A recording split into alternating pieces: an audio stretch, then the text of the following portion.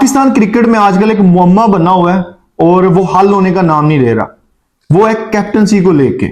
आज के इस वीलॉग में मैं इसी चीज को डिटेल से डिस्कशन जो है वो आपके साथ करूंगा और उसमें हम देखेंगे कि इसका बैकग्राउंड क्या था, बाबर आजम कैप्टनसी लेता है किस तरह की परफॉर्मेंस रहती है, उसके बाद बाबर आजम से किस तरह कैप्टनसी ली जाती है, शाहीन को कैप्टन कैसे बनाया जाता है, उसके बाद एक सीरीज होती है उसको कैप्टनसी से रिमूव किया जाता है, दोबारा बाबर आजम की तरफ क्यों जाया जाता है और अगर बाबर आजम कैप्टन बनते हैं तो इसके आने वाले दिनों में कॉन्सिक्वेंसेस क्या होंगे। इस चीज को लेकर इस वीलॉग को मैंने नाम दिया द कैप्टनसी रियॉर्ड्स। बजाहिर ये वर्ड जो है वो बड़ा समझने सख्त टाइप आपको लग रहा है, लेकिन जो पाकिस्तान की बड़ी पिक्चर नजर आ रही है उसमें हम इसको यही नाम दे सकते हैं और यही सूटेबल है कि कैप्टनसी को लेके पाकिस्तान में फसादात शुरू हो चुके हैं। चलें सबसे पहले स्टार्ट करते हैं कि इसकी हिस्ट्री क्या है। ज्यादा पीछे नहीं हम जाएंगे, हम जो पार्टनरशिप होती है मिकी अख्तर और सरफराज की वहां से स्टार्ट करते हैं कि ये ओरिजिनेट कैसे होती है, ये जो मसला है कहां से शुरू। Into detail discussion. अगर आपने मेरा चैनल सब्सक्राइब नहीं किया तो आपसे रिक्वेस्ट है मेरे चैनल को सब्सक्राइब कर दें और मुझे सपोर्ट करें। मेरी तरफ से कोशिश ये होती है कि एग्जैजरेशन वाली न्यूज जो है वो आप तक ना लेके आई जाए, जो एक्चुअल फैक्ट्स हैं वो आपसे डिस्कस किए जाएं और आपको हकीकत से करीब तक रखा जाए। अब बात करते हैं इस वीडियो की जो कि मैंने जिसको नाम दिया है, जिस वीलॉग को द कैप्टनसी रियॉर्ड्स। उसमें जो ओरिजिनेट होता है मसला वो कहां से होता है, जो कि मैंने शुरू में आपको बता दिया कि जो पार्टनरशिप होती है मिकी अख्तर और साथ सरफराज की, वो दोनों की पार्टनरशिप हमें क्या देती है, चैंपियन ट्रॉफी देती है। हमें क्या देती है कि टीम कंपोज करके देती है। उस टीम जो कंपोजिशन बनती है वो यंगस्टर्स पे मुबनी होती है और वो ऐसे यंगस्टर्स होते हैं जो परफॉर्मर होते हैं। अब उनको लेके हमने आगे बॉयज को मेन में कन्वर्ट करना है, लेकिन उसके लिए हमें एक नया जो है वो लीडर चाहिए, क्योंकि सरफराज अपना पीक टाइम गुजार चुका होता है। 19 का वर्ल्ड कप जो है वो हम हारते हैं और हमें यहां पे ट्रांजिशन की जरूरत है। तो ये जो सेफ ट्रांजिशन होती है फ्रॉम सरफराज टू बाबर आजम वो हो जाती है। बाबर आजम कैप्टनसी ले लेता है।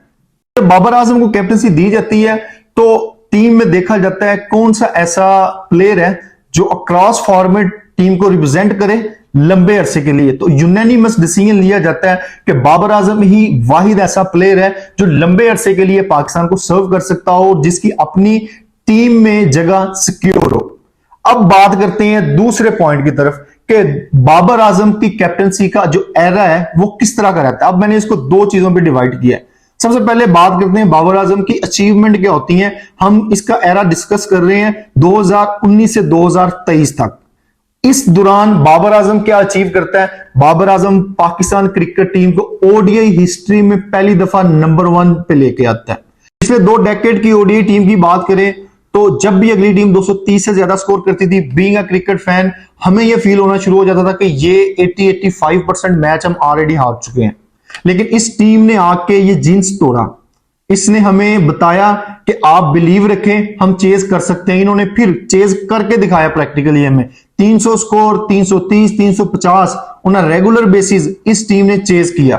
तो ये बहुत बड़ी जो है वो अचीवमेंट है। इसके अलावा इसकी अचीवमेंट में एशिया कप का फाइनल खेलते हैं, T20 का सेमीफाइनल खेलते हैं, T20 का फाइनल खेलते हैं। तो ये एक बड़ी अचीवमेंट है। बात करते हैं बाबर आजम के कैप्टनसी के फेलियर्स की। तो मेरे ख्याल से मेरी जो ओपिनियन है उसमें सबसे बड़े फेलियर जो है वो टेस्ट टीम में रहे हैं। जब आप होम सीरीज में गोरों की टीम से टेस्ट सीरीज हारे तो ये बहुत बड़ी जो है वो आपके लिए फेलियर्स होते हैं। आपने 0-0 से न्यूजीलैंड की जो टेस्ट सीरीज है वो ड्रॉ की, बहुत बड़ा धचका था। उसके बाद इंग्लैंड की टीम आपको यहां पे आके 3-0 से हरा के जाती है और जलील करती है, लिटरली आपको जलील करती है। ये एक बड़ा फेलियर था। उसके बाद ऑस्ट्रेलिया की टीम बड़ी देर बाद आती है, यहां पे आपको 2-1 से हराती है और ये भी एक बहुत बड़ा धचका था। अब ये जो सीरीज थी इसमें आप क्यों फेल हुए हैं, इसमें मैं आपको लॉजिकली आंसर करूं तो पाकिस्तान टीम में कोई भी स्पिनर ऐसा नहीं था जो अगली टीम के खिलाड़ी आउट कर सकता हो। इसमें बाबर आजम का बहरहाल क्योंकि वो कैप्टन था कसूर बिल्कुल है, लेकिन यहां पे हमारी टीम की जो कंपोजिशन थी उसमें स्पिनर्स इस तरह के नहीं थे कि वो अगली टीम को आउट कर पाते। और हमारे यहाँ एशियन पिचेस पे स्पिनर जो है वो बड़ा अहम किरदार अदा करते हैं। अनफॉर्चुनेटली हमारे पास स्पिनर्स नहीं थे। ये एक फेलियर था। उसके अलावा अगर आप सेमीफाइनल की बात करें तो उसमें भी बॉलर जो है वो 3 छक्के खा लेता है, उसमें भी बाबर आजम का अगर देखें तो कोई जो है कसूर नहीं था, लेकिन क्योंकि वो कप्तान था इसलिए मैं उसको भी फेलियर में कहता हूं। T20 वर्ल्ड कप जो है उसका फाइनल हारते हैं, उसमें भी क्योंकि बाबर आजम कैप्टन था वो भी एक बहरहाल फेलियर था, वो भी इसका कसूर मैं मानता हूं कि इसका कसूर था। लेकिन अगर दूसरी साइड से देखें तो ये एक पॉजिटिव भी था कि आप 10-15 साल से अगर टीम आपकी सेमीफाइनल या फाइनल नहीं खेली तो इसने लड़कों को लड़ाया है और उसको सेमीफाइनल और फाइनल के लिए टीम को लेके। मैं बाबर आजम की कैप्टनसी के एक्चुअल फैक्ट्स एंड फिगर्स आपके साथ शेयर करने जा रहा हूं। उसमें सबसे पहले अगर हम ओवरऑल देखेंगे इसकी कैप्टनसी किस तरह की रही है तो 121 मैचेस में बाबर आजम ने पाकिस्तान टीम की क़यादत की है, जिसमें से 73 जीते हैं, 37 मैचेस हारे हैं और विनिंग परसेंटेज जो है वो 60% रही है और मेरे ख्याल से ये एक अच्छी परसेंटेज है। अब अगर हम स्पेसिफिकली बात कर दें तो सबसे पहले इन ओडीआईज इसकी जो परफॉर्मेंस है वो मैं आपको बताने लगा हूं। उसमें 30 मैचेस में इसने कप्तानी की है, 21 मैच जीते हैं, 8 मैच हारे हैं, 70% इसका जो विनिंग परसेंटेज रही है वो है और ये एक हेल्थी परसेंटेज है। अगर टेस्ट मैचेस की बात करें तो 20 मैच बाबर आजम ने जो है उसमें क़यादत की है, 10 मैचेस जीते हैं, 6 मैच हारे हैं, 50% जो है इसकी विनिंग परसेंटेज की रेशो रही है। अगर T20 की मैचेस की बात करें तो 71 मैचेस में इसने कप्तानी की है, 42 मैचेस जीते हैं, 23 हारे हैं और 52 विन परसेंटेज रही है। ये इसको थोड़ा कह सकते हैं कि उतनी अच्छी नहीं है, लेकिन अगर आप ओडीआईज की बात करें तो वो बेहतरीन थी। टेस्ट मैचेस की भी आप एवरेज कह सकते हैं और इसकी भी एवरेज कह सकते हैं। ये एक्चुअल फैक्ट्स एंड फिगर्स थे। ये मैंने आपको पहले जहां से ये चीज स्टार्ट हुई वो बताई अभी तक, उसके बाद मैंने इसके टेन्योर का आपको अचीवमेंट भी बताई, फेलियर भी बताई और एक्चुअल फैक्ट्स एंड फिगर्स भी बताए। अब बात होती है मेन 2023 की। 2023 वर्ल्ड कप खेलने के लिए बाबर आजम अपनी टीम लेके इंडिया में जाता है और यहां पे एक बड़ी पिक्चर जो है वो मैं आपको दिखाना चाहता हूं। उसमें जो पाकिस्तान में अनफॉर्चुनेटली पिछले 5 सालों में एक चीज उभर के सामने आती है, वो किरदार आता है द साइलेंट सिलेक्टर। ये बड़ी अहम चीज है आपके समझने के लिए कि अगर 4 रुकनी या 5 रुकनी सिलेक्शन कमेटी है हमारी, लेकिन वो टीम सिलेक्ट नहीं कर रही, तो ये साइलेंट सिलेक्टर कौन है? इसमें मैंने थोड़ी सी आपको पहले भी वजाहत कर चुका हूं एक वीडियो में, लेकिन अभी मैं डिटेल से आपको बताऊंगा कि ये क्यों इतना पावरफुल है। इस साइलेंट सिलेक्टर का रोल बताऊंगा, इसका इंपैक्ट बताऊंगा कितना है, इसकी इंप्लीकेशंस क्या रही हैं वो भी मैं आपको बताऊंगा और इसका इन्फ्लुएंस कितना है हमारी क्रिकेट पे, ये भी मैं आपके साथ डिस्कस करूंगा। अब बात करते हैं ये है कौन। ये है जी हमारे इन्फ्लुएंसर्स, ये हमारे डिफरेंट मीडिया हाउसेस, ये हमारे स्पोर्ट्स जर्नलिस्ट, खासकर कराची सेंटर्ड जर्नलिस्ट जो है इसमें शामिल हैं।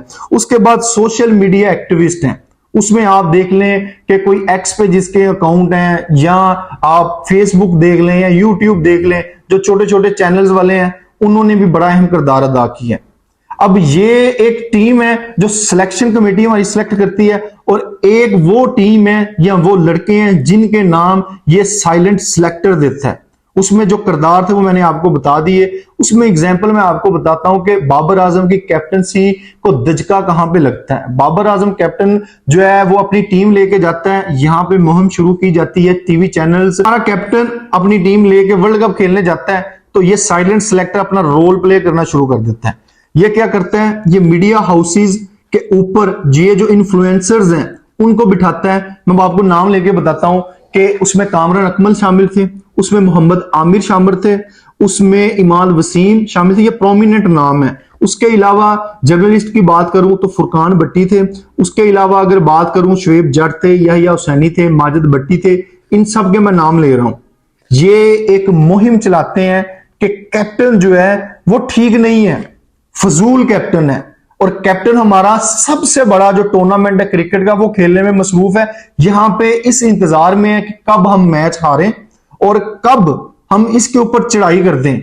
और सेम इसी तरह हुआ, इसी दौरान मैनेजमेंट चेंज होती है, ज़का अशरफ जो है वो आते हैं और ज़का अशरफ क्या कहते हैं, इन इन्फ्लुएंसर्स और इस साइलेंट सिलेक्टर का जो इंपैक्ट है उसके ऊपर पड़ता है और वो बंदा इसकी चैट जो है वो लीक करवा देता है। हमारा जो एक्टिव कैप्टन है जो वर्ल्ड कप खेलने में मसरूफ है उसकी पब्लिक कर देता है चैट।